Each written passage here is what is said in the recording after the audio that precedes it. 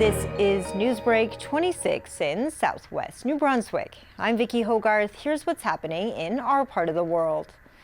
In the midst of a tense trade war and tighter border rules, a tradition spanning more than half a century marched on in St. Stephen, New Brunswick and Calais, Maine. Saturday's International Homecoming Festival parade, this year themed We Hug It Out, proved that friendship can transcend politics. The parade made its way from the United States across Ferry Point Bridge into Canada around noon, with well over 50 floats and entries crossing the international border. Just days earlier, St. Stephen's Council nearly canceled its portion of the event. Only 12 entries were registered, as many residents felt crossing into the U.S. had become too complicated given rising political tensions.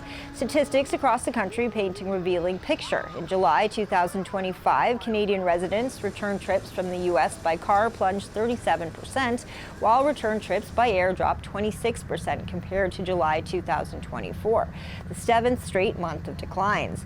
Even in border communities like St. Stephen, many residents are consciously cutting back or eliminating cross-border trips altogether, leaving towns like Calais struggling with fewer Canadian visitors. Yet, when St. Stephen Council issued an alert asking for more floats, the community rallied. By Saturday morning, schools, service clubs, businesses, and families on both sides delivered.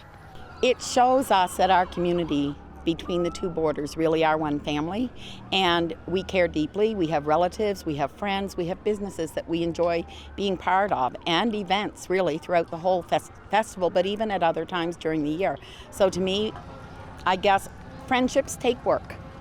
Spectators waved both Canadian and U.S. flags as children scrambled for tossed candy and floats and signs emblazoned with unity messages rolled by.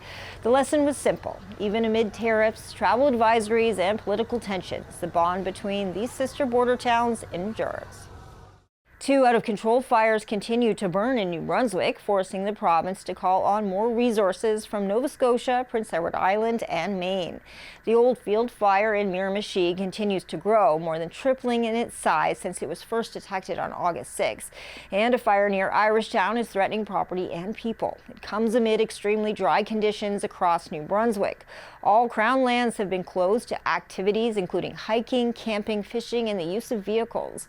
Forestry activities are also restricted. In eastern Charlotte, a water conservation order is in effect. It aims to maintain the local water supply, and residents are asked to not wash their cars, driveways, or homes, not to use lawn sprinklers, and don't fill swimming pools. High temperatures, increased winds, and low humidity continue to challenge crews on ground as they battle New Brunswick's second worst wildfire season on record. Visit CHCO and the Courier online for regular wildfire updates at CHCO.TV.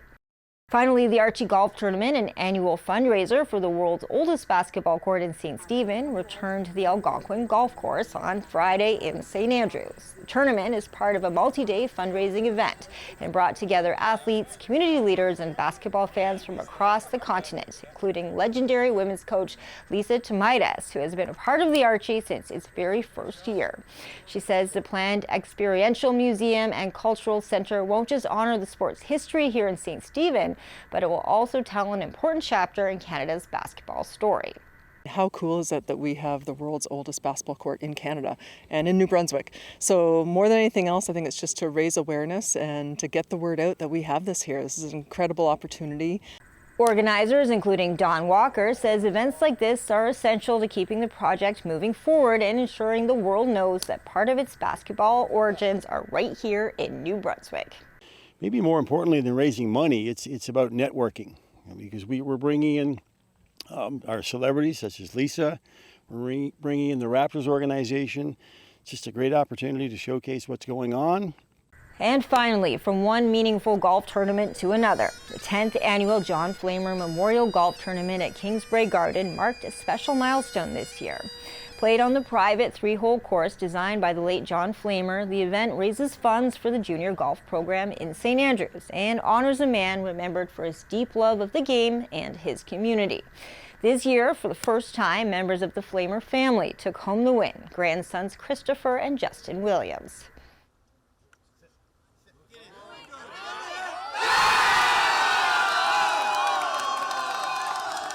I know our grandfather's looking down at us, and it's good for everyone. It's good that the family finally had a competitive team. We actually played together once before, the first year. And we're not going to tell you our score. Yeah, we shot quite a few over, so we were not competitive the last time. So it definitely means a lot that we were able to pull it together this year and take one home. Yeah, definitely super special. And we were telling these guys earlier, it's thanks to our grandfather too that we were even able to be out here, even able to learn how to play the game of golf from such a young age. So to be able to kind of thank him for that 10 years later is awesome. A fitting close to a decade of community, competition, and connection, both on the greens and in the heart of St. Andrews.